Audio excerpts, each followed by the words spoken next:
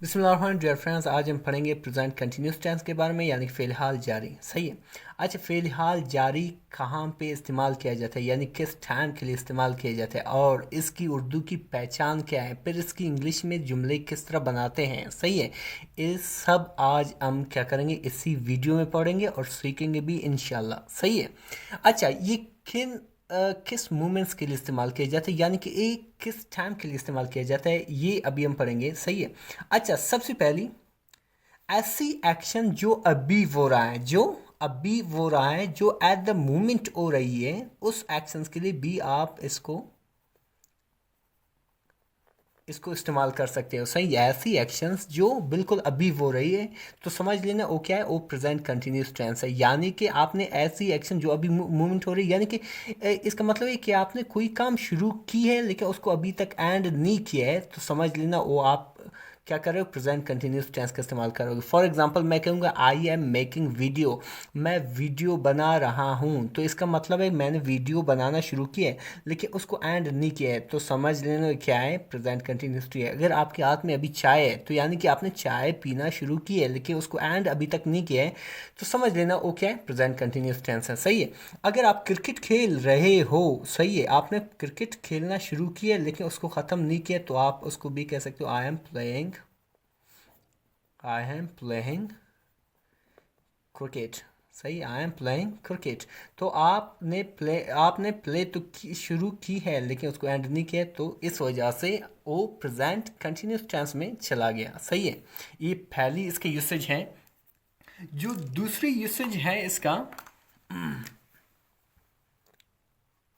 ऐसी एक्शंस जो लॉन्गर, इस तरह समझो, लॉन्गर एक्शंस इन प्रोग्रेस।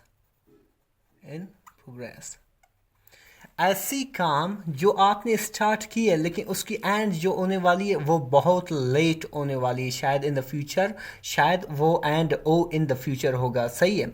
जैसे कि आप कहोगे भाई आई एम स्टडीइंग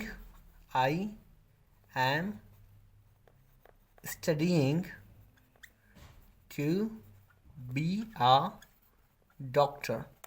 भाई मैं पढ़ रहा हूँ डॉक्टर बनने के लिए, यानी कि आपने पढ़ना शुरू किया लेकिन उसको एंड नहीं किया, शायद वो फ्यूचर में हैंड हो, तो उसके लिए आप क्या करोगे, प्रेजेंट कंटिन्यूस टेंस का इस्तेमाल करोगे। यानी कि ये ऐसी काम है जो काफ़ी वक्त लेगा, बहुत वक्त के बाद उसका नतीजा मालूम होगा, इसलिए ए बी कहाँ गया, प्रेजेंट कंटिन्यूस टेंस में। सही है। a longer action which is in a progress and might be ended in the future. So for that we also use present continuous tense. अच्छा, जो तीसरी यूसेज है इसका कि ये इस्तेमाल होगा, वो है फ्यूचर प्लान्स के लिए। फ्यूचर प्लान्स के लिए भाई आप सोच रहे हो ये हम प्रेजेंट के बारे में पढ़ रहे हैं, ये कैसा हुआ फ्यूचर। यस, आप प्रेजेंट कंटिन्यू को फ्यूचर एक्शंस के लिए भी इस्तेमाल कर सकते हो। जैसे कि आप ये कहोगे भाई I am meeting my friends my friends on this Wednesday. सही है, मैं इसी वेंसडे के दिन क्या अपने दोस्तों से मिल रहा हूँ। सही है। तो ये भी कहाँ गया, फ्यूचर प्लान्स के लिए। ऐसी एक्शंस, ऐसी इवेंट जो आप फ्यूचर में उसको आपने प्लान किया है लेकिन क्या है, आप उसको भी प्रेजेंट कंटिन्यू इस्तेमाल करोगे। जैसे कि आप कहोगे भाई I am going to have a party tonight. सही है, अभी टुनाइट तो नहीं पहुंचा है, उसके लिए भी आपने प्रेजेंट कंटिन्यू इस्तेमाल किया। आप कहोगे, फॉर एग्जांपल आप कहोगे I am going to marry this month. सही है, ए बी एक ऐसी एक्शन है जो फ्यूचर में है लेकिन आपने इसको प्रेजेंट कंटिन्यू में इस्तेमाल करना है। Got it. अच्छा, चौथी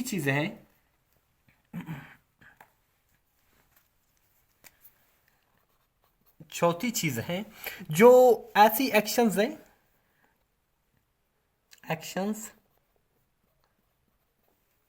विच happens repeatedly repeatedly सही है। जो जिसके ज़्यादा होने से क्या होता है, ये एक इरिटेशन पैदा होता है, सही, जो नापसंदीदगी होती है वो बार बार होता है। तो उस नापसंदीदगी को ज़ाहिर करने के लिए भी आप प्रेजेंट कंटिन्यूस इस्तेमाल करोगे। जैसे कि आप कहोगे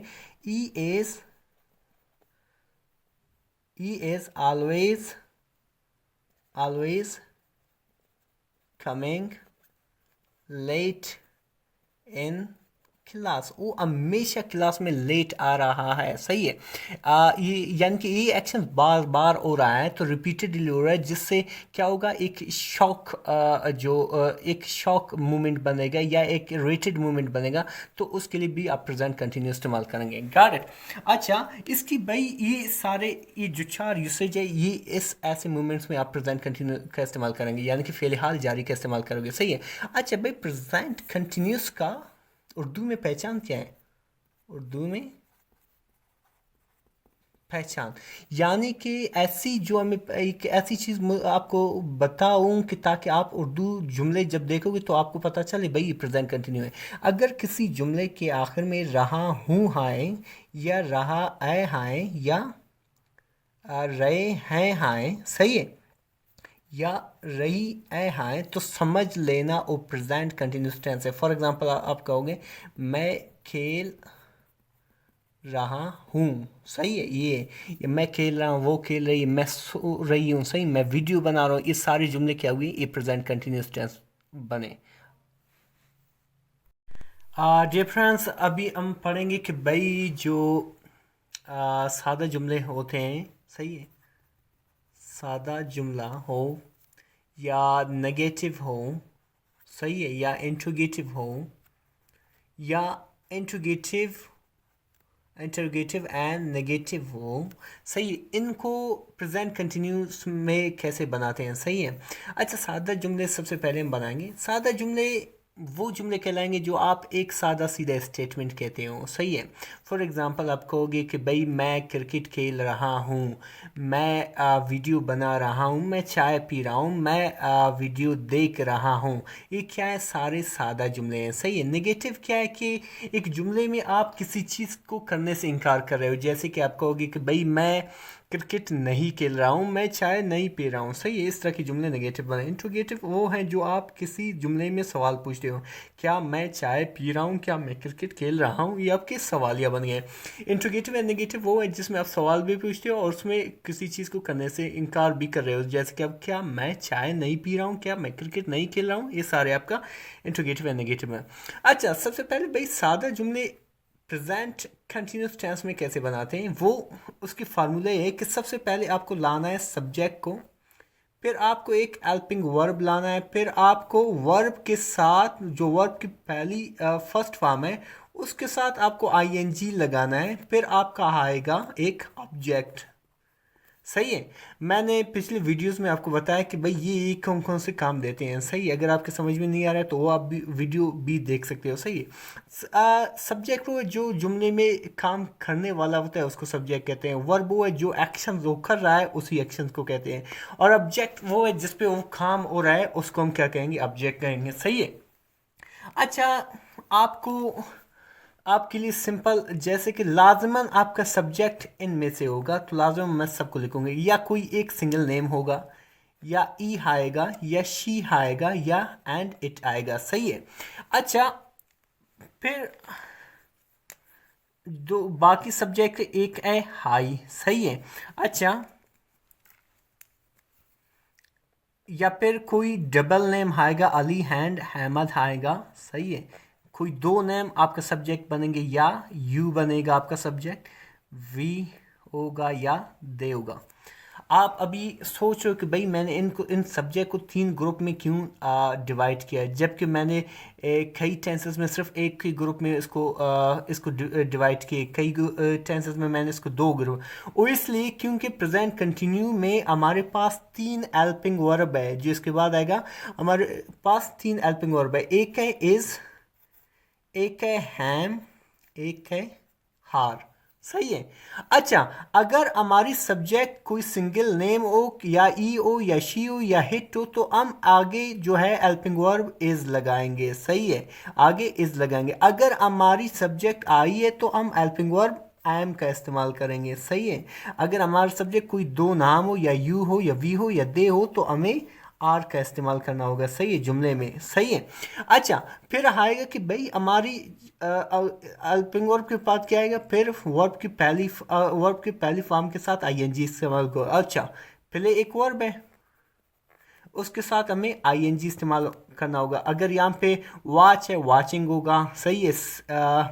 लुक है, लुकिंग होगा। ईट है, ईटिंग होगा। टेक है, टेकिंग होगा। सही है। तो इस तरह हमें प्लेइंग इस्तेमाल करना होगा। फिर आएगा हमारे ऑब्जेक्ट, हम कहेंगे क्रिकेट।